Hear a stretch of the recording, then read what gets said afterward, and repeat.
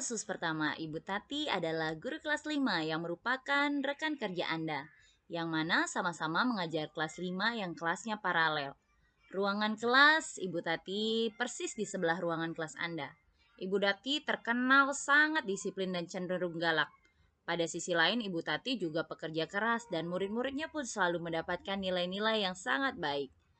Sebagian murid memang sangat takut kepada Ibu Tati dan sebagian murid lainnya menyesuaikan diri. Kepala sekolah Anda dan orang tua murid juga sangat menghargai Ibu Tati.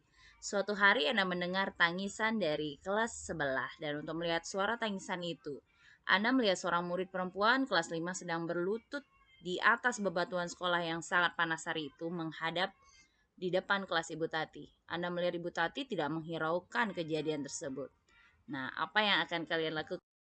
Wendy. Selamat sore Bu Dian. Ya, jadi dari kasus yang tadi sudah saya sampaikan ke Pak Wendy, menurut Pak Wendy, Apa yang akan Bapak lakukan?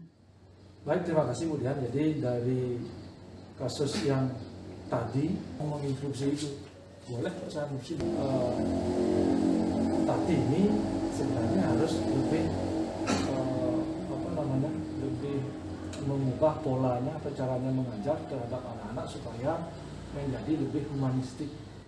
Jadi harus lebih bisa memanusiakan manusia ini. Kembali lagi ke karakteristik peserta didik itu sangat beragam ya.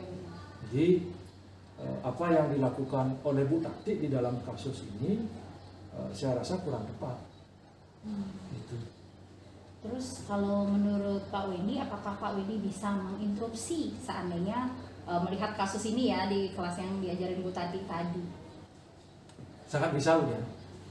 Dasarnya adalah kurikulum merdeka yang diterapkan, di mana dalam pembelajaran dalam kurikulum merdeka yang pertama saya bilang tadi adalah pembelajaran yang lebih humanistik.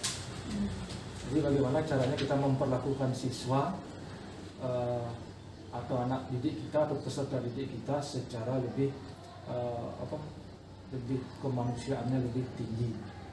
Jadi tidak hanya sekedar menghukum tanpa memberikan pembinaan ataupun hanya dihukum begitu saja tanpa dihiraukan.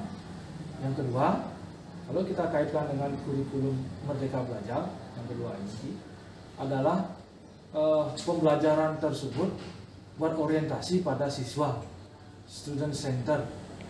Jadi kalau ada yang tidak dihiraukan misalnya karena melakukan sebuah kesalahan disuruh berdiri di depan kelas, itu sangat tidak sesuai.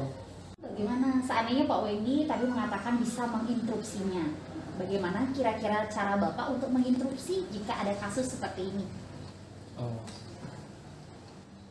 Kembali lagi ke dasar yang saya sampaikan tadi, bahwa penerapan kurikulum merdeka ini proses pembelajarannya harus lebih humanistik. Jadi pendekatan yang saya bisa lakukan ke Bu Tati sebagai yang bertanggung jawab di kelas tersebut mungkin memberitahukan bahwa untuk lebih ngomong lagi atau lebih mendidik lagi caranya, entah itu memberikan sebuah reward ataupun punishment. Jadi tidak meninggalkan siswa dihukum di depan kelas tanpa dihiraukan. Jadi itu kan tidak manusiawi sekali. Dasarnya ada yang karena kita menerapkan kurikulum merdeka. Yang kedua adalah dalam kurikulum merdeka ini seperti yang saya sampaikan tadi, proses pembelajaran itu berorientasi kepada siswa. Kalau siswanya dihukum tidak boleh mengikuti pelajaran, berdiri di depan pintu kelas, berarti kan orientasi tidak pada siswa, orientasinya pada guru. Itu sudah salah. Dasarnya yang kita berarti adalah implementasi kurikulum merdeka di sekolah. Mungkin itu dia. Baik, terima kasih ya Pak Wendy untuk tanggapannya. Sama-sama.